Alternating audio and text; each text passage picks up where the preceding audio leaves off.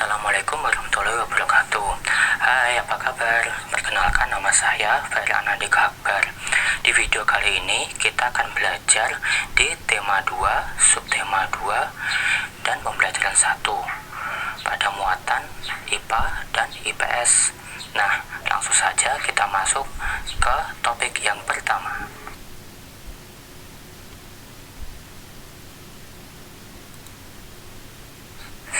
Sumber energi. Apa itu sumber energi? Ya, benar.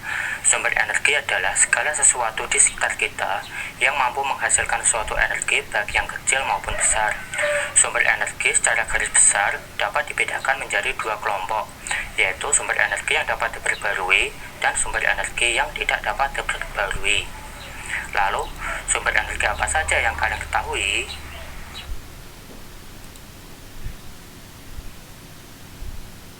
Yap, ada banyak sekali sumber energi yang ada di sekitar kita. Yang pertama, ada energi matahari. Yang energi utamanya adalah energi cahaya dan energi panas. Lalu, pemanfaatan sinar matahari ini adalah dengan menggunakan sel surya, kita dapat mengubah energi matahari menjadi energi listrik.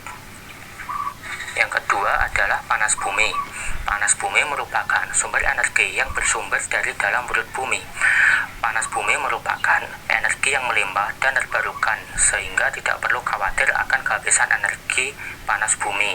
Contoh pemanfaatan dari panas bumi adalah dengan mengubahnya menjadi pembangkit listrik. Yang ketiga adalah angin. Energi ini tidak terbatas jumlahnya. Pemanfaatan energi ini menggunakan kincir angin yang dihubungkan ke generator atau turbin untuk menghasilkan energi listrik. Yang keempat, ada energi biomasa yang terdiri dari tanaman hidup, pohon mati, atau serpihan kayu. Yang kelima, ada energi gas alam, merupakan energi yang terbarukan dan harganya lebih terjangkau daripada bahan bakar minyak. Keenam, ada pembangkit listrik tenaga air, energi yang bersumber dari tenaga air yang sudah lama dimanfaatkan oleh manusia, dikarenakan selain ramah lingkungan dan juga melimpah ruah. Salah satu contohnya adalah pembangkit listrik tenaga air. Yang ketujuh, ada energi pasang surut. Pasang surut air laut dianggap lebih menjanjikan hasil yang maksimal bila dibandingkan dengan tenaga surya dan tenaga angin. Tetapi, untuk pemanfaatan energi pasang surut masih sedikit. Hal ini dikarenakan biayanya yang cenderung mahal. Sekarang, coba kalian buka LKPD pada halaman Ayo Menulis. Mari kita kerjakan soal ini dengan bersama-sama. Nah, pada kegiatan ini kita harus menuliskan energi yang digunakan dan perubahan energi apa yang terjadi pada tabel gambar yang sudah disediakan. Pada gambar pertama ada kegiatan menjemur ikan. Nah, energi apa yang digunakan dan perubahan energi apa yang terjadi? Ya, benar. Pada kegiatan menjemur ikan, energi yang digunakan adalah energi cahaya matahari. Lalu, perubahan energi yang terjadi adalah energi panas. Kegiatan kedua adalah menyetrika. Energi apa yang pertama digunakan? Ya, benar sekali. Energi yang digunakan untuk menyetrika adalah energi listrik. Lalu, perubahan energi yang digunakan adalah energi panas yang digunakan untuk merapikan pakaian. Kegiatan ketiga ada bermain layang-layang. Nah, lalu energi apa yang digunakan dan perubahan energi apa yang terjadi? Ya, benar. Pada bermain layang-layang, energi yang digunakan adalah energi angin. Lalu, perubahan energi yang terjadi adalah energi gerak. Lalu, pada kegiatan keempat ada membakar ikan. Energi apa yang digunakan dan perubahan energi apa yang terjadi? Ya, benar sekali. Pada kegiatan membakar ikan, energi yang digunakan adalah energi cahaya. Dan perubahan energi yang terjadi adalah energi panas untuk memasak ikan supaya ikan menjadi matang. Lalu pada 4 kegiatan yang masih kosong, isilah bagian gambar yang kosong dengan kegiatan yang ada di rumah ataupun di lingkungan sekitarmu. Dapat kalian foto dan kalian tempel pada tabel yang kosong, atau cukup kalian tulis saja tidak apa-apa, serta tuliskan energi yang digunakan dan perubahan energi apa yang terjadi. Ayo mencoba. Lakukanlah percobaan tentang perubahan energi. Bacalah petunjuk berikut dengan seksama yang ada pada LKPD.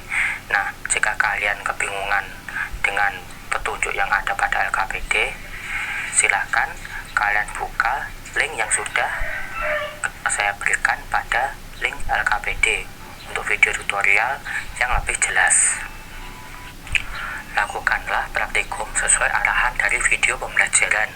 Kalian dapat meminta bantuan dari orang tua dalam melakukan praktikum dan videokanlah praktikum yang kalian lakukan.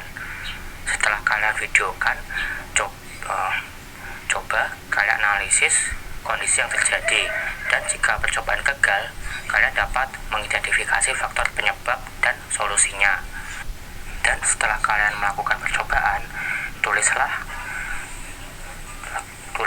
pada laporan kegiatan percobaan yang terdiri dari nama percobaan, tujuan percobaan, alat, langkah kerja, hasil percobaan, dan kesimpulan.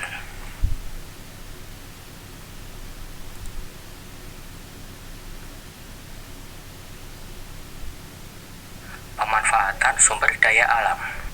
Apa yang kalian ketahui tentang sumber daya alam? Ya, benar. Sumber daya alam adalah semua kekayaan yang berasal dari alam, dapat berupa lautan, daratan, pegunungan, dan lain sebagainya yang ada di dalamnya, memiliki banyak benda mati maupun benda makhluk hidup yang dapat kita manfaatkan untuk kebutuhan manusia. Ada berbagai macam sumber daya alam.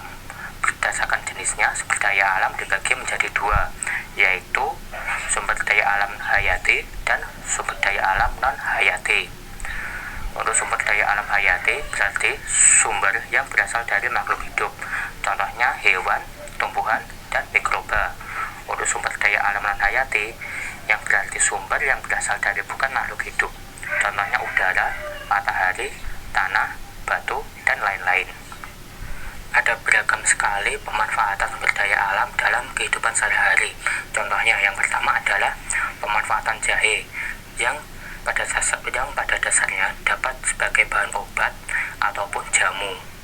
Yang kedua, ada pemanfaatan tanah untuk bercocok tanam.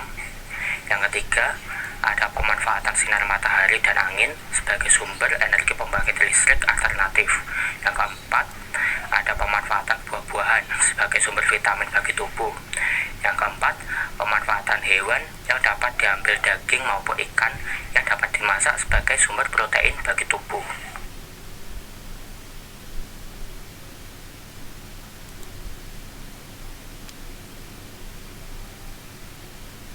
Tahukah kamu, Indonesia memiliki banyak sekali sumber daya alam yang bermanfaat untuk kesehatan tubuh, dan sumber daya alam ini dapat dijual di pasar dan dapat dinikmati oleh siapa saja, seperti temulawak, kunyit, jahe, bawang putih, kencur, dan cengkeh yang merupakan contoh sumber daya alam di Indonesia yang jumlahnya sangat melimpah.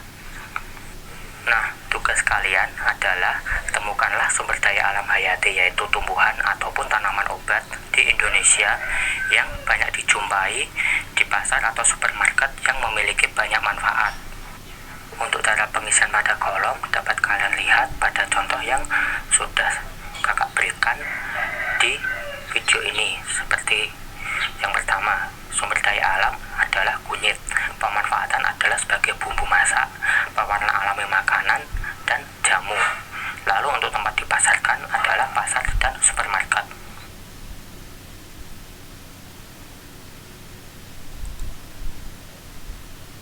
Selesai sudah kegiatan kita pada hari ini. Terima kasih atas partisipasi kalian. Kalian sangat pintar dan saya sangat bangga terhadap kalian. Sampai jumpa di lain waktu dan semangat belajar daring. Dadah.